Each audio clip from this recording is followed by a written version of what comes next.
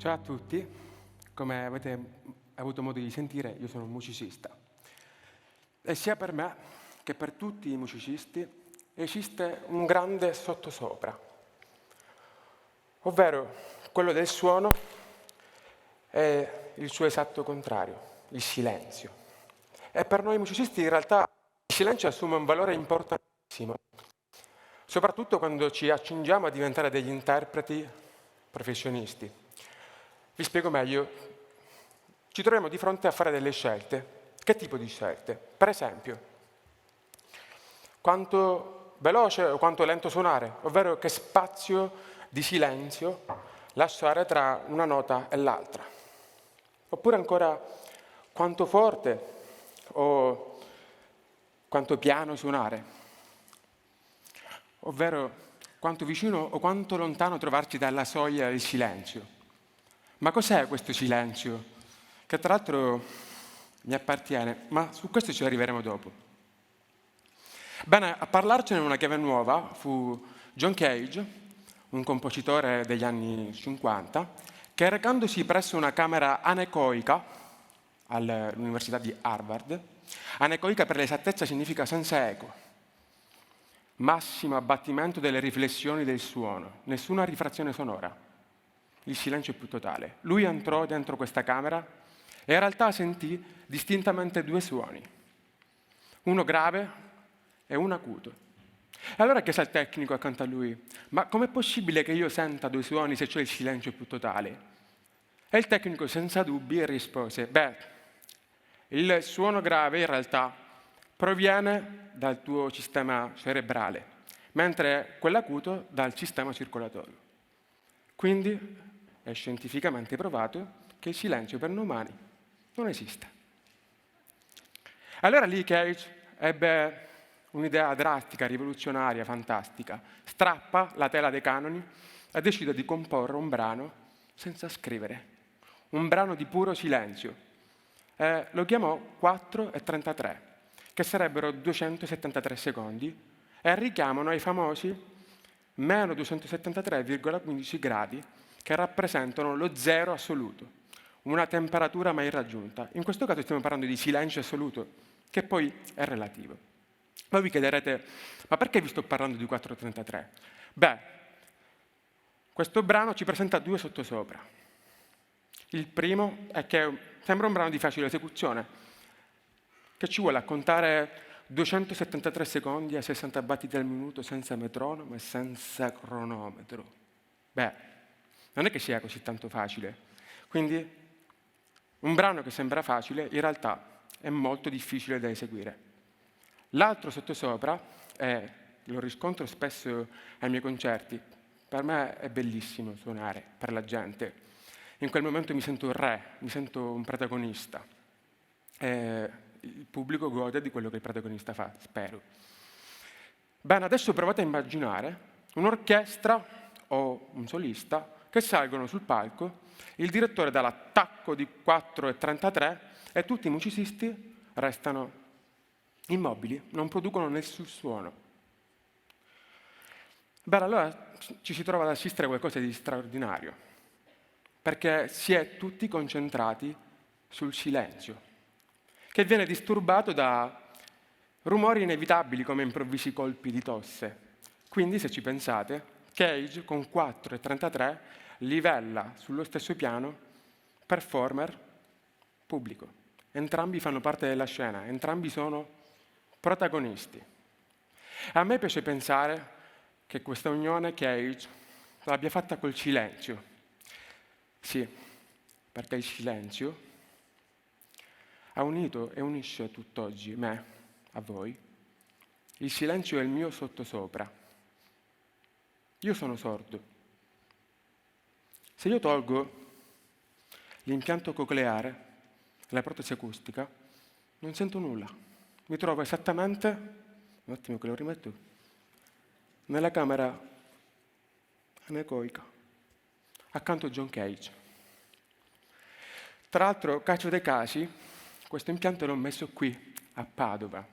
È l'otochirurgo che me l'ha impiantato, è qui tra di voi. È il professore Alessandro Martini, che ringrazio e saluto calorosamente.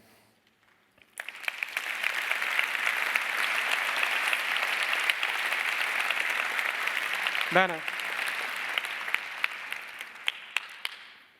Se ne accorse mia nonna quando avevo 8 anni, perché stavo troppo vicino alla TV. Allora chiese a mia mamma di fare un esame e lì la diagnosi fu chiara: ipoacusia neurosensoriale bilaterale grave. Da quel momento iniziò un percorso costellato di molti sopra e tanti sotto, fatto di momenti di grandi difficoltà ma anche di enormi soddisfazioni. Per esempio, quando ero piccolo io avevo paura a relazionarmi con la gente, mi sentivo addirittura inferiore, insicuro, perché avevo paura che questa sordità un giorno sarebbe stato un problema, anche la causa di esclusione dalla vita sociale. Bene, oggi posso dire che a tutte queste paure io ho risposto col suo esatto inverso, il suo sottosopra, il coraggio. Il coraggio di trovare qualcosa che potesse avvicinarle a queste persone, di trovare qualcosa che potesse farmi sentire apprezzato per ciò che ero, per ciò che sono. Il mio talento, la musica. Quindi la musica è stata la mia salvezza, un'opportunità di sentirmi parte del mondo, un'opportunità anche di osservare un sostegno sincero da parte dei miei genitori, la mia famiglia, i miei insegnanti, i miei amici musicisti e voi, meraviglioso pubblico. La mia vita mi ha posto anche un grande sottosopra davanti, un altro, e risiede nella risposta a una domanda che spesso mi pongono. Davide, ma tu come fai a suonare senza sentire? Beh, io rispondo che in realtà i suoni ho imparato a immaginarli. Li sento attraverso le dita, con l'orecchio della mente. Li vedo, assumono forme, si muovono nell'aria. Ma concretamente cosa significa immaginare i suoni? Cosa significa sentire con l'orecchio della mente? Bene, immaginate una scala che sale verso l'alto e che a un certo punto sale così in alto che va oltre le nuvole e che quindi voi non riuscireste più a vederla. Però se ci pensate, se conoscete la sua direzione e la pendenza, io sono sicuro che ognuno di voi potrebbe immaginarne la sua evoluzione al di là delle nuvole, al di là della vista. E in musica funziona allo stesso modo. I suoni musicali sono come quei gradini della scala che sale verso l'alto. Ed io, dato che vedo i gradini più bassi, riesco a immaginare i gradini più alti. Per farvi un esempio pratico, quando mi trovo di fronte allo studio di un brano, in questo caso il sesto studio di Philip Glass, presenta un passaggio nel registro acuto che io non posso sentire. Allora, nello studio dapprima nel registro che posso sentire. E attraverso quel processo poi di logica della scala che sale verso l'alto, riuscirò a immaginare il risultato nel registro dei suoni acuti. E a questo punto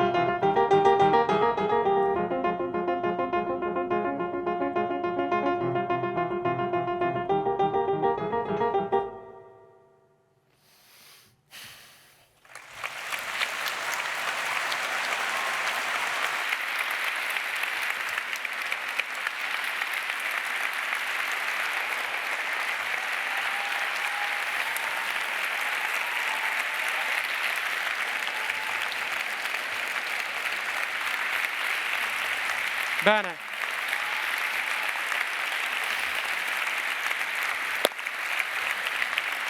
Questo percorso mi ha anche regalato un grande consiglio da dare a tutti voi. Se credete in qualcosa e la volete veramente, e c'è qualcuno che ve lo impedisce o non crede in voi, se siete resilienti, perseverate, e siete i primi voi stessi a crederci fino in fondo. Non esistono limiti per ribaltare la situazione sottosopra e raggiungere questi traguardi. Io, per esempio, nel mio silenzio ho trovato una ragione di vita nel suo sottosopra, il suono. Grazie.